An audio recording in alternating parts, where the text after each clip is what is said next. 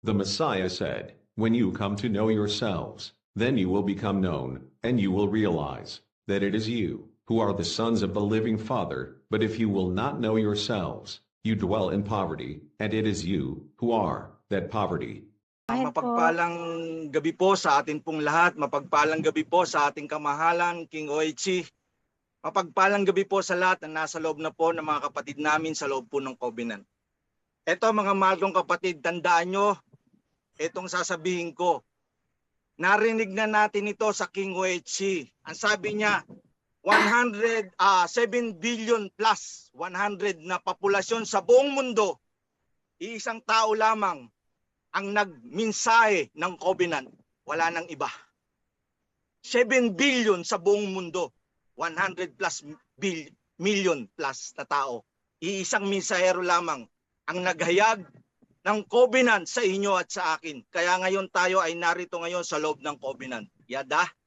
Yada. Ngayon, patungkol sa kaharian. Sino ba? Bakit? May mga katanungan nga, may nagtatanungan ng mga kapatiran. Ewan ko kung nakapanood ng video ng Oichi yun o hindi napanood o hindi sila nakapanood lahat eh. Ang tanong niya ganito, bakit may magiging hari pa? Dapat wala na yan eh. Noon pa yung hari eh. Di ba? Ano sabi ng King Oichi? Revelation chapter 6 verse 2. Babasahin ko sa inyo. The first horse, white horse pa. Sorry po. Sabi po rito, Revelation chapter 6 verse 2. Pagtingin ko, nakita ko ang isang kabayong puti na ang sakay ay may hawak na pana. May hawak na pana. Binigyan siya ng korona. Korona sa ulo.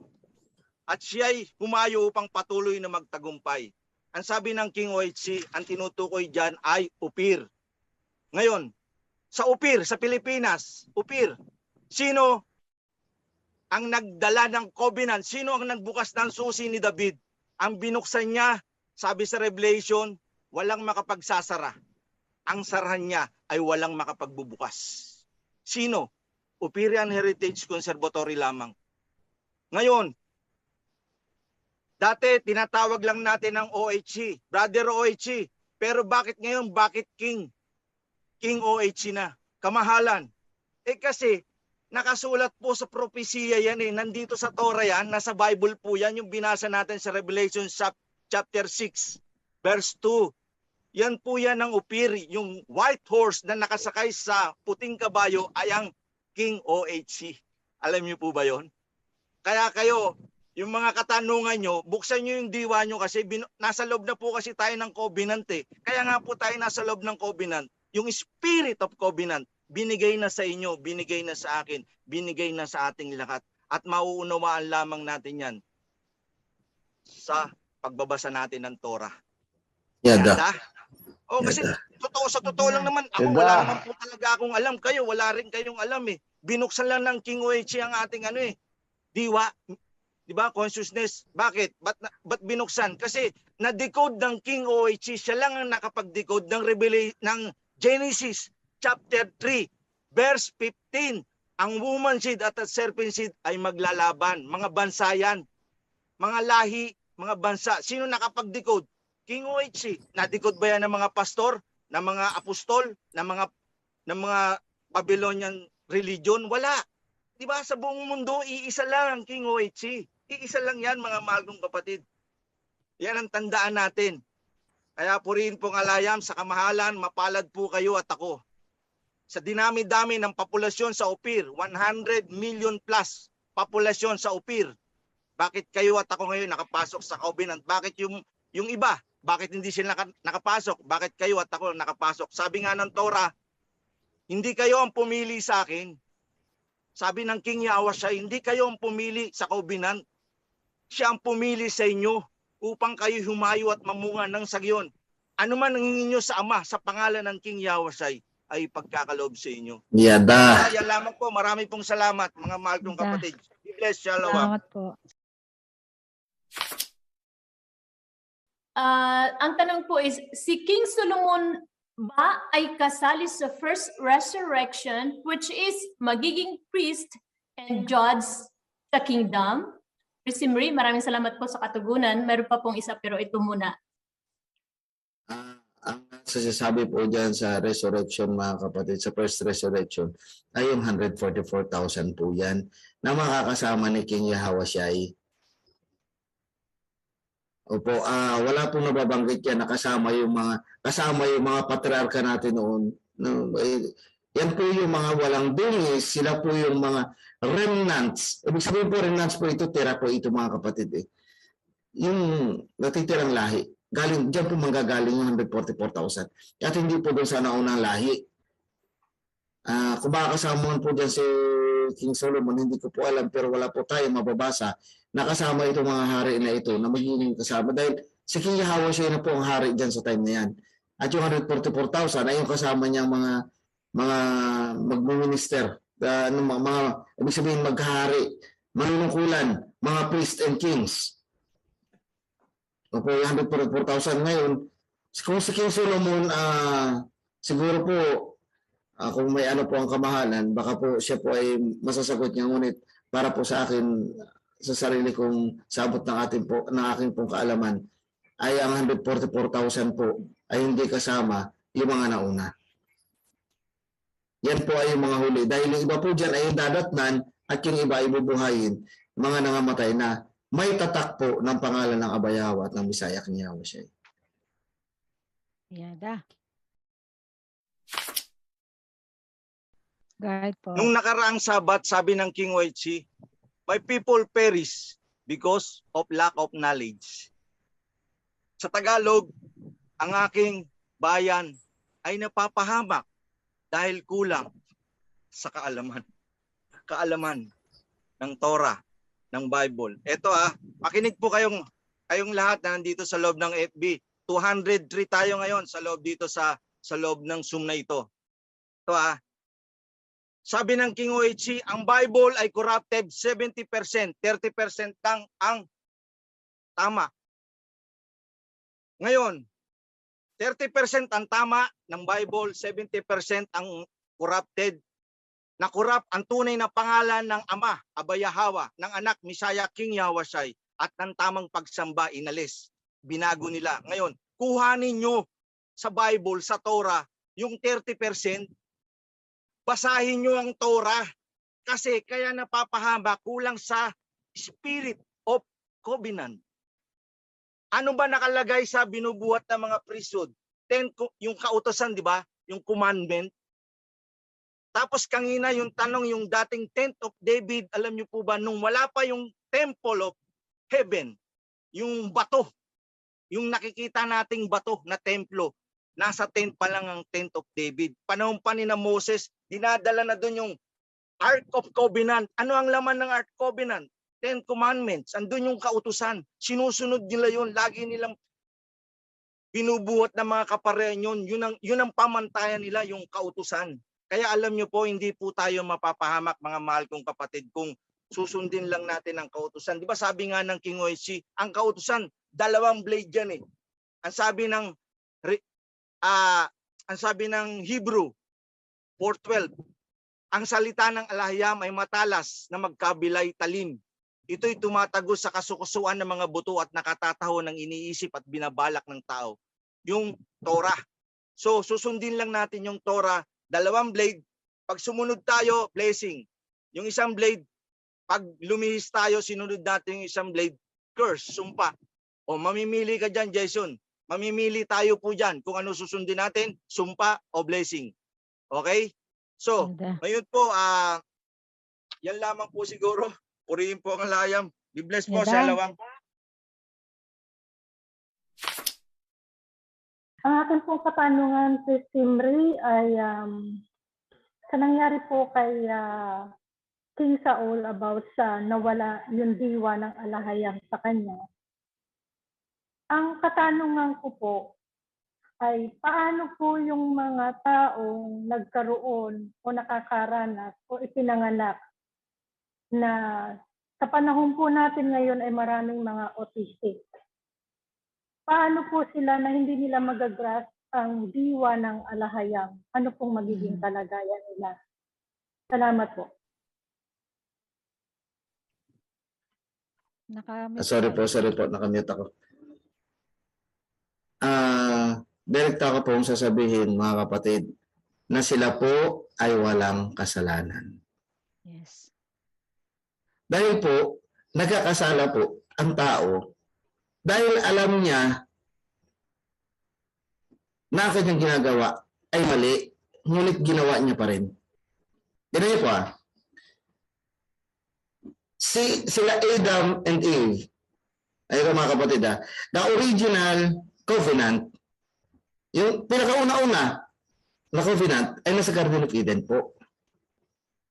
Tandaan niyo po na bawat covenant ay mayroon pong batas.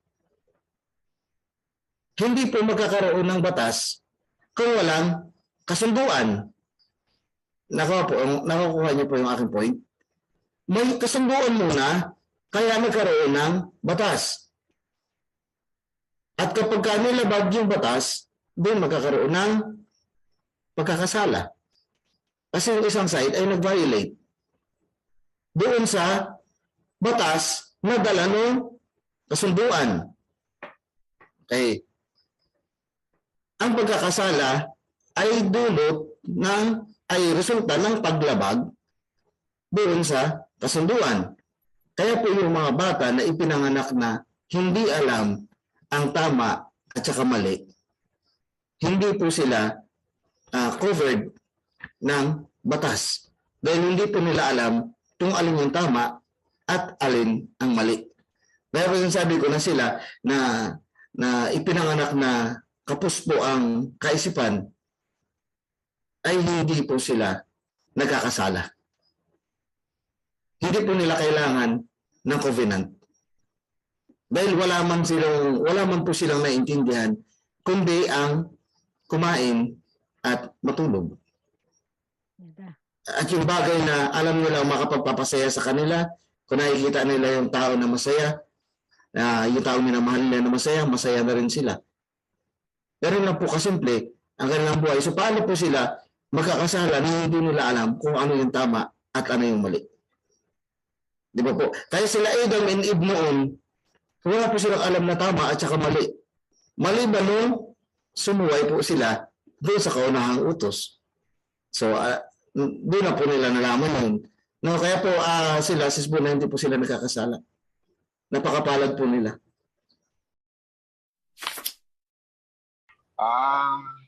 Gusto ko lang po itanong kasi nabanggit po niyo yung 1,000 years. Ang tanong ko po ay, pag nag-start na po ba yung 1,000 years mga taong mga naratnan ng ating King Isaiah na buhay ay hindi na po ba sila mamamatay for 1,000 years? At sila po ba ay magkakaroon pa ba ng mga anak or hindi na po? Salamat po, please. Ilang po. Salamat. Nakalagay po dyan kasi Bro Ruben ay yung mga daratnan ng Misaya kasi mag-start pa 1,000 years pagbabalik ni King Yahushai.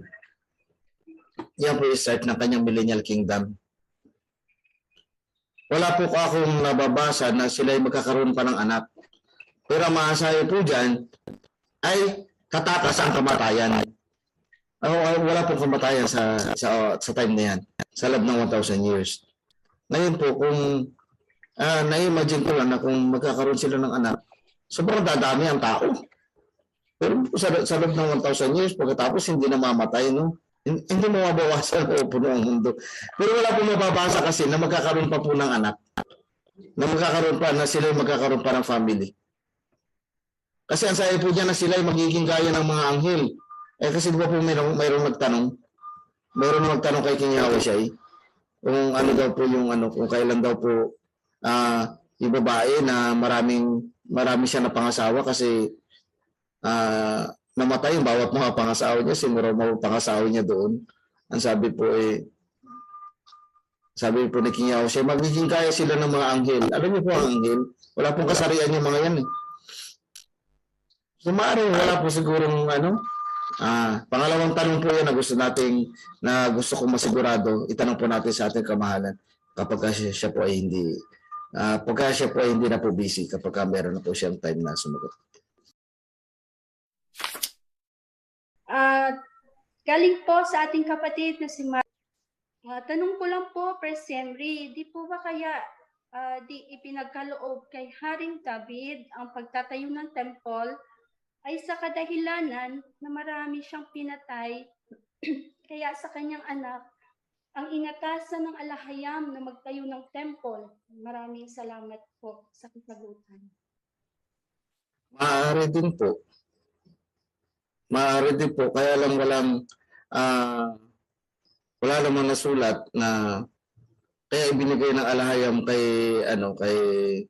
kay King Solomon iyon ay dahil ngunit maaari din po makita natin na yun din po ay isang dahilan kasi si King David po talaga ever since ay warrior yun, no, at saka no, kaya nga siguro yung mga priest ay iningatan din ng Aba na hindi din madungisan ng mga kamay, no, dahil hahawak ng banal na bagay.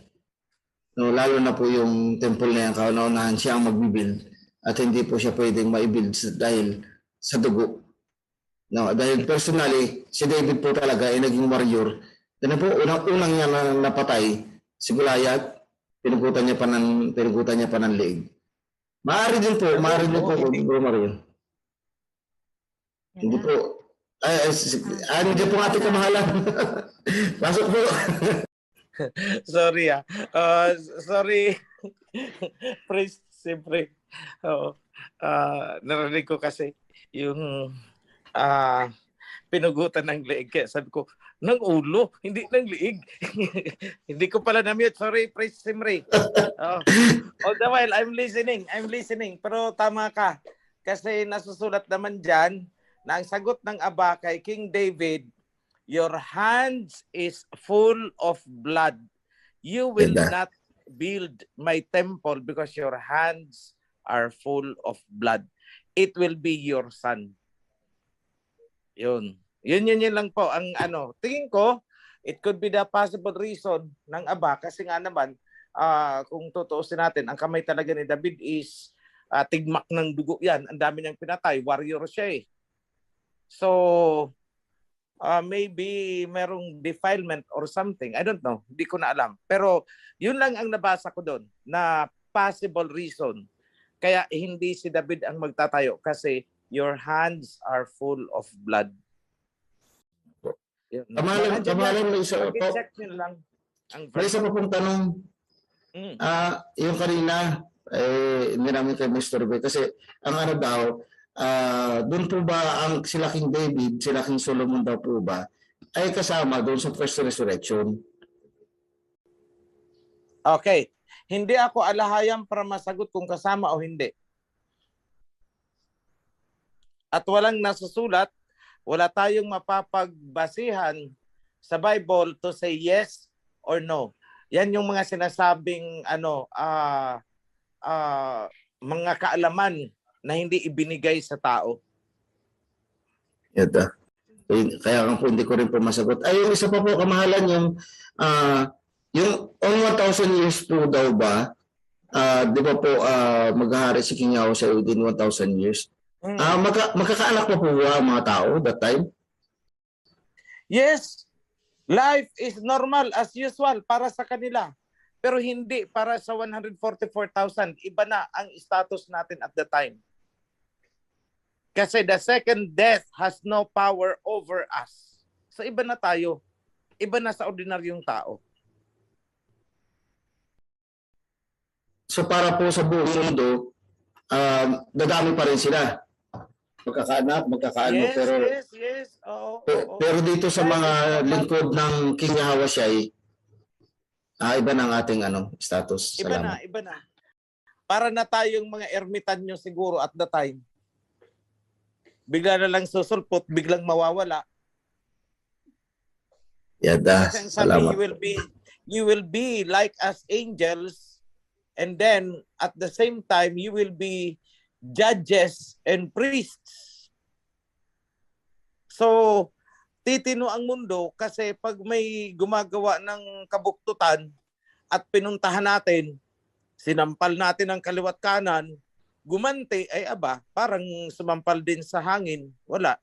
Pero pag tumira tayo sa kanila, ayun, black eye. O hindi ba naman tumino yan? So ganun ang mangyayari niyan. So we have a different body compared to them. Salamat po, mahal na hari. Ngayon po, Sis Lizel, may sasabihin pa po kayo, mahal na hari? Ganito, gusto kong may gusto akong ipa-announce kay Bro June Moneda regarding ito doon sa may pinapakolekta akong mga information.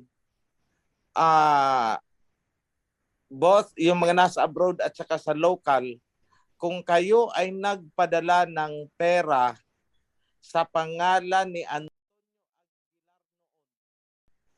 o kaya sa pangalan ni GCash man yan o Palawan o kung ano pa man, basta sa pangalan ni Antonio Aguilar at saka ni Sara at saka kung sino pang tao na nagkukolekta-kolekta noon ng pera, dahil ipapa-audit ko na talaga sila. I am hiring an accountant. So please, ipadala ninyo lahat ng anumang transaction slip. Because this is the moment I said I won't tolerate any hanky-panky. This is the moment. Dahil ito total namin lahat yan and we will ask for them. Saan ninyo dinala, paano ninyo ginastos ang mga perang dumaan sa kamay ninyo dahil hindi yan pinulot ng mga OFW sa abroad. Kahit sa local, hindi pinupulot ang pera dito. So lahat, please, disseminate. Lahat ng nagpadala ng pera sa pangalan ni Antonio Aguilar at saka kay Sara Padro, please ipadala ninyo ang mga transaction slips ninyo. Dahil kailangan ng abogado. We will annex that. Kamahalan, kanino po ipapadala? Kay Bro lang or gawan ninyo ng paraan na ma-facilitate ang collection. I am hiring an accountant and I'm getting the service of a lawyer, a commercial lawyer. Masyado nila akong pinush beyond the limits of my patience. Hindi ako nakikipaglaro sa kanila. I know what they are doing. Mas magugulat kayo pag may i-reveal ako sa inyo, pero magugulat kayo. Magugulat kayo. Pero let me start with this. And the second thing is meron na po tayong bank account na exclusively pondo para sa itatayong templo sa Laguna. Ginawa ang bank account na yan exclusively para sa purpose na yan. So ibig sabihin, huwag kayong magpapadala ng pera dyan na iba. Huwag hahaluan. So ang ipapadala lang na pera sa bank account na yan ay yung para sa donation, para sa pagtatayo natin ng temple. Yun lang ang pwedeng i-deposit sa bank account na nasa Laguna. And that will be properly liquidated din. Dahil mismong ang bangko ay humihingi ng report, humihingi ng mga kung ano-anong mga kasi ang SEC kasi yun, the SEC is requiring them to submit this and that. So mamomonitor kung saan ba talaga napupunta ang pera. So hindi na po mangyayari na kayo ay magpapadala sa pangalan ng isang tao. Hindi ko napapayagan yan. It will be direct to the bank. Ngayon, kung talagang hindi kayo makapagpadala at kunwari nakisuyo kayo kay just be sure to notify si Bro Senen. Hindi sa wala akong tiwala kay Bro June, kundi dahil may mga panahon na sa kabisihan ng tao, maaring hindi niya ma-countercheck o hindi ma-record. Kawawa naman yung tao, hahanapan siya. So sa atin is, laging may check and balance. Pero hanggat may iwasan ninyo na magpadala ng pera sa personally sa isang tao, iwasan ninyo. Kaya tayo ay gumagawa ng bank account because of auditing purposes. Yun lang po mga kapatid at maraming salamat sa inyong lahat. Be blessed. Shalom.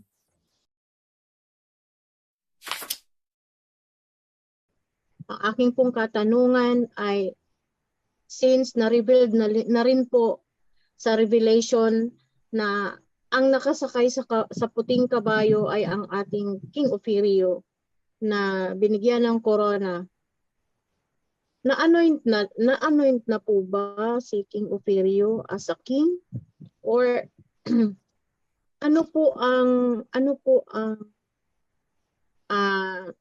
the same po ba ang binibigay na decree sa ating King Ophirio ng ating alahayam at sakawan? Nandito pa po ba ang ating kamahalan? Salamat po sa sasagot. Okay. Baka ang itinatanong ni kapatid ay, nakoronahan na ba ako? Ang sagot ay hindi pa. Dahil ang daming, alam mo yon, ang daming, hindi ko alam kung anong salita ang pwede kong gamitin. Kasi higit pa sa kumukontra. Dahil sa totoo lang, may gusto pa ngang pumatay sa akin. Dahil sa corona na, nandun yun. Kaya nga magugulat kayo kapag may ni-reveal ako na something. Pero not now. So, I'm not yet crowned. Wala pa sa akin ang scepter.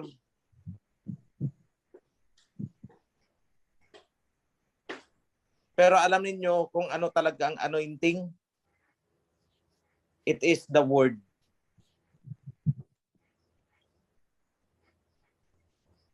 The word. Yada. Alalwaya alahayam. Yada.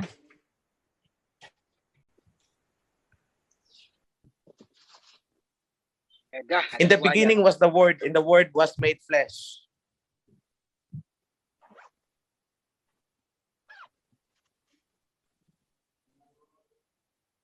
Yada.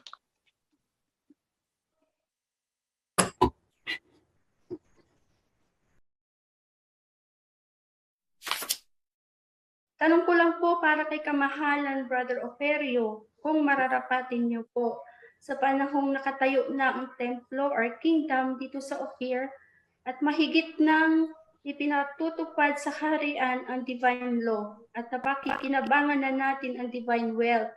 Makikinabang din po ba ng divine wealth ang mga nasa labas ng kingdom, whether mga kora or mga hindi nakikinig or ano pa mang kadahilanan, kaya di nakapasok sa kawan? If mag-claim sila na taga-Ophir din sila, kaya karapat-dapat din daw sila sa divine wealth, paano po ang tugon dyan ng pamahalaan ng kingdom?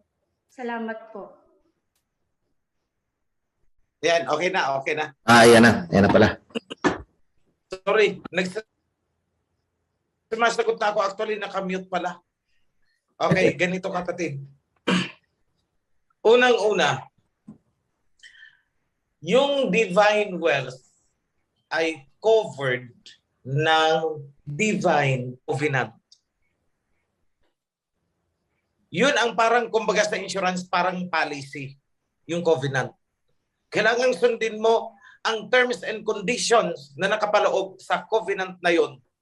Yung terms and conditions ng policy para maging entitled ka doon sa proceeds ng plano, ng plan na kinuha, na nakalaan para sa atin. Ngayon, naandyan din sa Bible, the wealth of the wicked will be transferred to the righteous. Hingin nyo na lang sa mga priests yung verse. Kamahalan, nasa ano po yung Proverbs 17:22. Salamat. The wealth of the wicked will be transferred to the righteous. So, kailangan mong maging righteous para ikaw ay maging karapat-dapat. Yada. Ngayon, Ano ba ang definition ng righteousness? Kasi sabi niyo ba, basta ako, walang akong inaapi, wala akong ginaganito, wala akong sinasaktan, righteous na ako. Self-righteousness po ang tawag dyan. Hindi yan yung divine righteousness. Ang tinatawag po na righteousness is obedience to the laws and covenant. Kung hindi ako nagkakamali, Genesis chapter 10 verse 2 or chapter 2 verse 10. I'm not so sure, but it is surely nasa Genesis.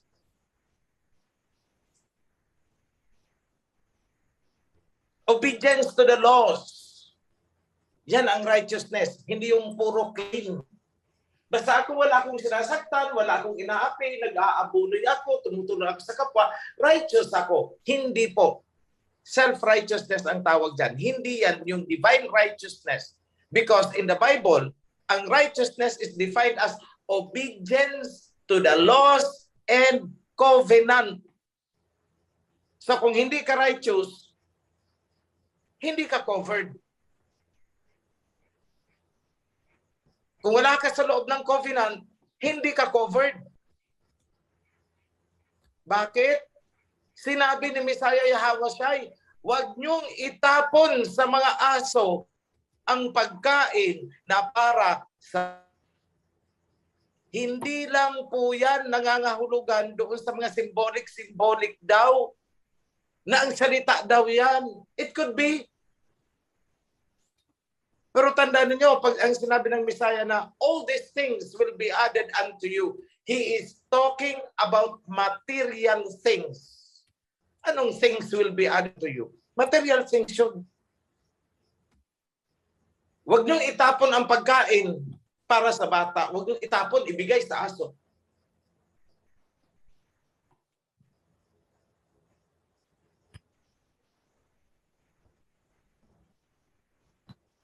COVID.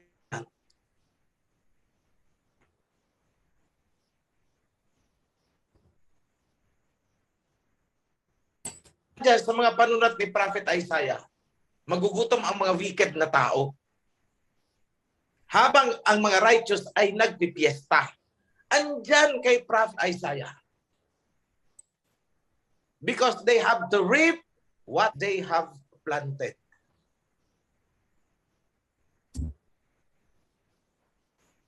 Ngayon, sabihin sa akin, maniniwala, diyan sa mga nagpapakalat ng chismis,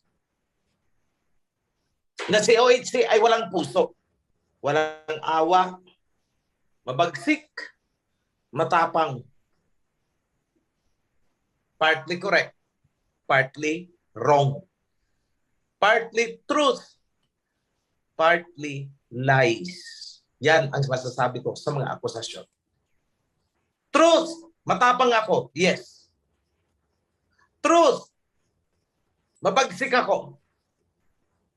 Pero yung sasabihin na ako'y walang puso, that is false.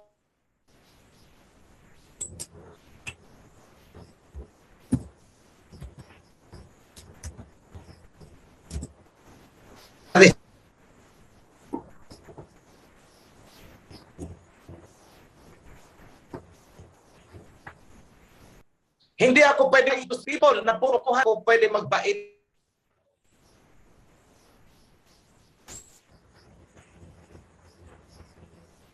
I'm sorry. Because in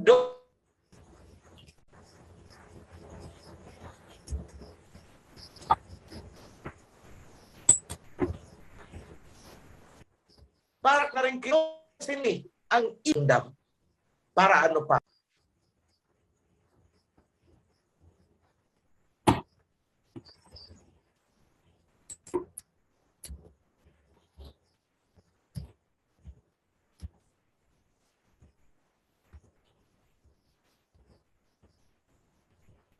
Okay. Back to moderator. Okay, salamat po, mahal na hari. Hello po, magandang gabi. Naririnig po ba ako? Yes po, Sis Loud and Shirley clear pala. po, sis. Okay. Magandang at mapagbalang gabi po kay King Oichi, kay Priest Zimri at saka sa lahat ng nasa Zoom at FB Live. Itong tanong ko is, hindi ko alam kung parang hindi siya related, but nung sa mga slides na nakita ko kay Priest Zimri is na nakatatak doon, following laws and then keeping the commands. Ang tanong ko po is regarding po doon sa third sex po, yung sa mga LGBT, yung mga gano'n. Ano po ba bilang isang like tomboy or bakla, ano po ba sila tawag nito, sinusunod po ba nila yung law at saka yung command na binigay ng ating alahayam as tomboy, bakla? Hindi ko alam pa yung right word din. Ano po ba yan? Ang ano po kasi dyan, sis, ay sige, andiyan po ang kamahalan. Sige po, kamahalan, ikaw na po sumagot. Kasi I want to answer it from a medical point of view. Yada. Ang pagiging bakla, ang pagiging tumboy, pwedeng nating sabihin na influensyahan lang. At pwede rin na meron silang physical, biological imbalance sa kanilang mga hormones. Tama. Kasi kung titingnan mo, may mga bakla na 5 years old pa lang, makikita mong parang babae talaga ang katawan. Ibig sabihin, the hormones, the feminine hormones is dominant sa kanya. At ang ganyang mga abnormalities sa mga hormones, sa genes, sa DNA, ay dahil yan sa pagkakasala ni Adam and Eve. Doon niya nagsimula. Ngayon, kung ikaw ay bakla, kung ikaw ay bading, kung ikaw ay tibo o tumboy, hindi ibig sabihin na hindi ka na pwedeng maging righteous according to the covenant. According sa mga kautusan. Pwede po kung huwag mong gagawin ang makamundong gawain, yung sinasabing pita ng laman. Yan lang po. Sa bakla ka man, ganyan ka, ganyan ang katawan mo, ganyan ang pag-iisip mo, ganyan ang damdamin mo, fine. Pero alamin mo ang limitasyon. Huwag mong gagawin ang pita ng laman bilang tumboy o bilang bakla. Manalangin ka para ikaw ay mabigyan ng katatagan na ma-overcome mo ang kahinaan ng laman. Yan po ang sagot ko dyan. Yada. Sige. Paano po ba kung yung isa, halimbawa yung tomboy or yung bakla, pagpapasok po sila sa covenant, kailangan po ba nilang yung bakla maging lalaki talaga or yung tomboy dapat maging babae? Ganun. Okay. Sa case ng mga bakla o kaya tomboy, i-stop na nila yung halimbawa dati nung bating sila, nagko-cross-dress na sila, nagsusuot na sila ng damit ng pambabae, stop nila. Kasi nagbabawal sa covenant yun. Ang lalaki, hindi dapat suotin ang damit na pambabae. Vice versa. Okay. Yung mga asal na ginagawa, pananalita, it doesn't, ano bang tawag doon? It doesn't constitute, paano ba Tagalogin? It doesn't constitute a big offense. Kumbaga, maliit na diferensya lang yon na ipagpapatawad naman yon. Kasi di ba, natural sa mga tao, may malamya magsalita. Kadalasan sa mga bading, sobrang lamya. Di ba? May mga gay linggo pa. Di ba? Yung tinatawag na gay linggo. Opo. Oo. So, kumbaga, dalihin mo na ang sarili mo with decency kahit paano. Try to change a bit. Improve. Improve mo na yung sarili mo. Try to be as normal as possible. Hanggang sa makagawian mo na ma-define mo yung sarili mo na ikaw ay lalaki. Although, hindi ako naniniwala doon sa mga testimony ng iba na nung ako ay sumama sa bunagin, lalaking na ako. Lukohin mong nilang mo. Kahipokritahan yan. Because what you have been given is what you will have until you die. That is the trial sa'yo. Pasanin mo.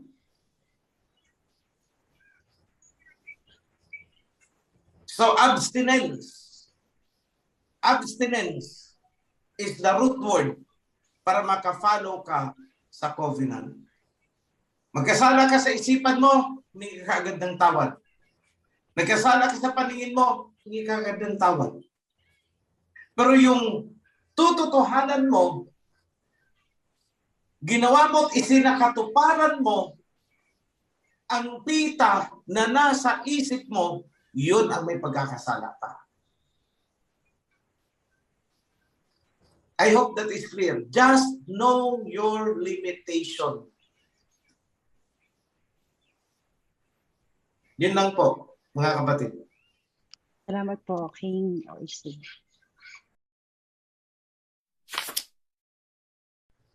Yes po, may katanungan lang po ako, Priest Zimri, about sa pag-o-offering ng isang kanta. Ang tanong ko po, Priest Zimri, pwede po bang gamitin sa kanta ito yung title ng kanta, The Commandments. Sabi niya doon sa second stanza, "Thou shalt have none other." God po ba ang dapat kong gamitin dito o alahayam? Before me, he said. Ano pong dapat kong gamitin doon? Ako na. Thou shalt not have idols before me. God po ba ang pwede kong gamitin doon or alahayam po ba? Idols. Akala ko alahayam ang pwedeng gamitin doon. Salamat po. Yun lamang po ang katanungan ko. Paano po yung, di ba may verse din po ng alahayam ng mga alahayam ng alahayam? Pwede po bang gamitin yon? Praise sa Sige po, pasok po. Yung, Lola. Yung itanong is King of Kings and Lords of Lords, di ba? Opo. King of Kings and Master of Masters. Yada. Yan po ang sinasabi. Ayun, Master of Master, King of Kings. Salamat po, King OHC. Yan, alam ko na po. Blessings. Sa kaalaman. Mga kapatid, salamat po. Ang inyong closing. Before I leave, kasi may isa pa akong meeting, kailangan ko nang tumalon. Let me just extend my blessings to you in the name of King Yahweh Shai and of course, Abba Yahweh our Father. Be blessed, mga kapatid. Ako po'y lilipat na ng kabilang Zoom.